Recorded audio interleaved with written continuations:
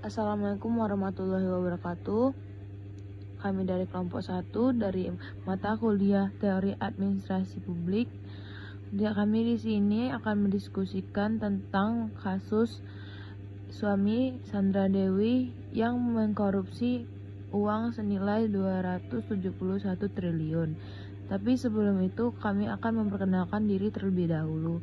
Perkenalkan, nama saya Neila Aulia dengan NIM 233200051. Perkenalkan, saya dengan Alia Putri Aljisia dengan NIM 233201005. Perkenalkan, nama saya Widya Silpi Lupia dengan NIM 233200011.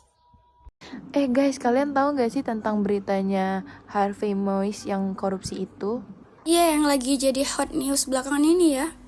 Ada yang tahu gak ya tentang beritanya Harvey Moise? Oh ya, berita yang ini ya.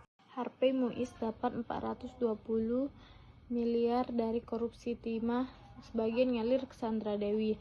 Pengusaha Harvey Moise didakwa melakukan korupsi terkait pengelolaan timah yang merugikan negara sebesar 300 triliun dan tindak pidana pencucian uang atau TPPU.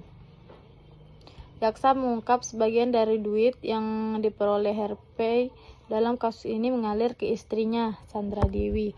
Terdakwa Harvey Moise dengan sepengetahuan Suparta selaku Direktur Utama PT Refinet Bangkatin dan Reza Adriansyah selaku Direktur Pengembangan Usaha PT Refinet Bangkatin meminta kepada CV Venus Inti Perkasa, PT Sari Wiguna, Bina Sentosa, PT Stanindo Inti Perkasa, dan PT Tinindo Internusa untuk melakukan pembayaran biaya pengamanan kepada penjual Harvey Moise sebesar $500 sampai dengan $750 per ton yang seolah-olah dicatat sebagai tanggung jawab sosial perusahaan atau CSR yang dikelola oleh terdakwa Harvey Moise atas nama PT Refinet Bangkatin, kata jaksa saat membacakan surat dakwaan di Pengadilan Tipikor Jakarta Pusat, Rabu 14 Agustus 2024. Jaksa mengungkapkan Harvey menerima uang terkait kegiatan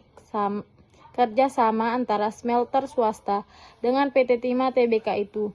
Duit itu diterima Harvey melalui PT Quantum Skyline Exchange milik Helena yang didakwa dalam berkas terpisah. Total duit yang diterima Harvey lewat perusahaan Helena itu, kata jaksa, berjumlah $30 juta atau sekitar 420 miliar, menguntungkan Harvey Moise dan Helena Lim setidak-tidaknya 420 miliar, ujar jaksa.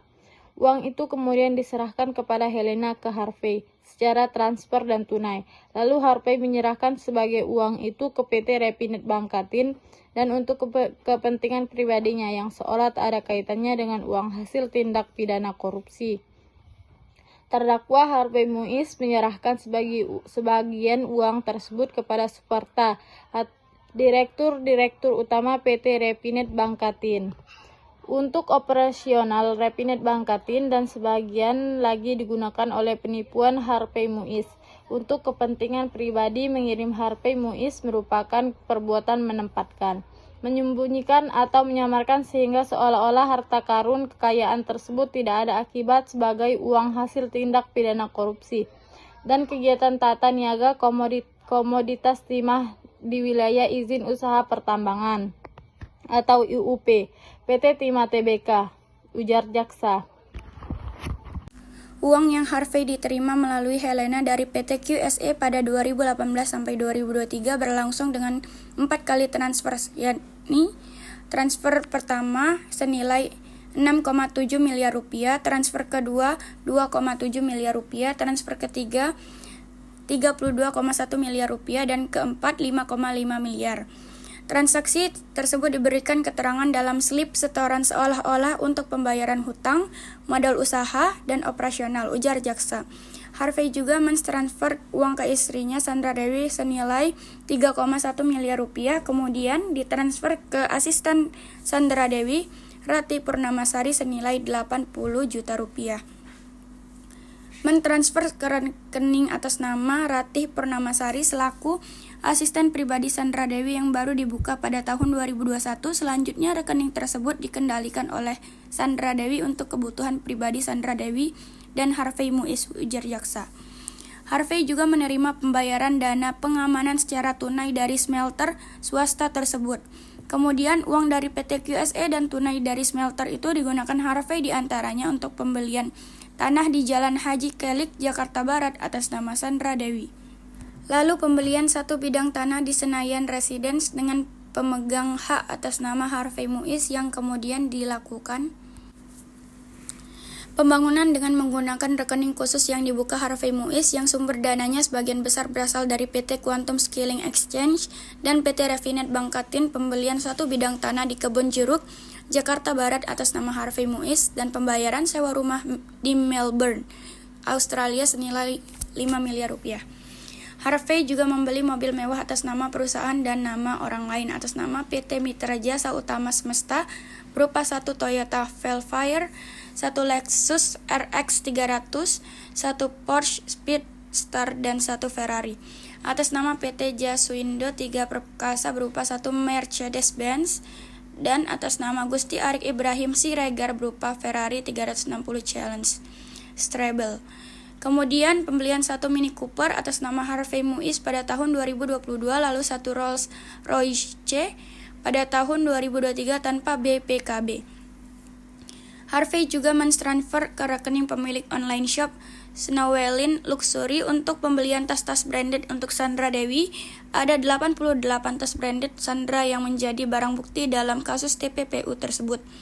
Suami Sandra Dewi itu juga mentransfer sejumlah uang ke saudara-saudaranya sebagai hadiah atau kado antara lain Mira Muiz sebesar 200 juta rupiah dan Kartika Dewi sebesar 200 juta rupiah. Jaksa mengatakan uang yang ditransfer ke Sandra Dewi digunakan untuk pembayaran cicilan dan pelunasan rumah di The Pakuwubono House, Kebayoran Baru, Jakarta Selatan, bangunan di atas Blok J3 di Jalan Haji Kelik, Permata Regensi atas nama Kartika Dewi, Blok J5 dan J7 atas nama Sandra Dewi, dan Blok J9 atas nama Raymond Gunawan. Kemudian pembelian 88 tas branded dan 141 item perhiasan milik Sandra Dewi.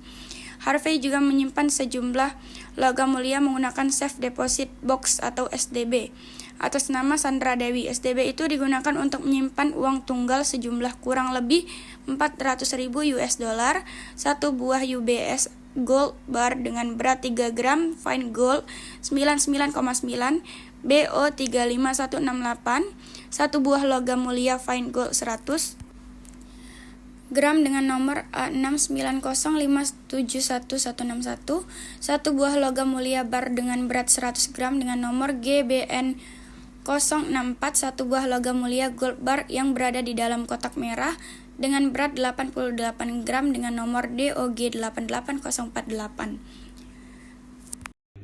Setelah saya menyimak berita tersebut, kira-kira itu masuk dalam kategori kebijakan publik siapa ya?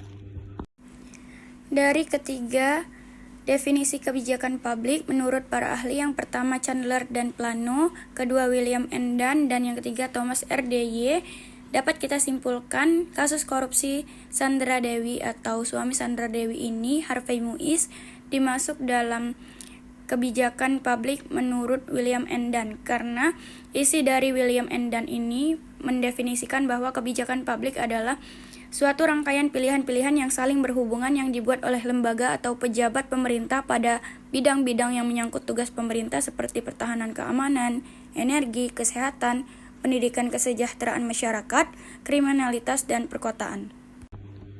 Oh, gitu. Terus kalau teori formulasi kebijakannya itu yang gimana? Dalam studi kebijakan publik, teori formulasi kebijakan yang menjelaskan tentang korupsi sering melibatkan pendekatan yang mencoba memahami faktor-faktor yang mempengaruhi terjadinya korupsi dan bagaimana kebijakan dapat dirumuskan untuk menguranginya. Teori pilihan rasional. Menurut teori ini, individu melakukan korupsi berdasarkan perhitungan untung rugi. Jika risiko tertangkap atau hukuman dirasa kecil dibandingkan manfaat yang diperoleh, maka korupsi akan terjadi. Kebijakan anti korupsi yang efektif, menurut teori ini, adalah yang meningkatkan biaya atau risiko bagi pelaku korupsi, seperti dengan memperkuat penegakan hukum dan meningkatkan pengawasan. Teori ini membantu dalam memahami kompleksitas korupsi dan membentuk dasar bagi perumusan kebijakan yang efektif untuk mencegah atau mengurangi korupsi dalam berbagai sektor. Baiklah, sekian dari kelompok kami. Apabila ada salah kata, kami mohon maaf. Wabillahi taufiq wa hidayah. Wassalamualaikum warahmatullahi wabarakatuh. Terima kasih semuanya.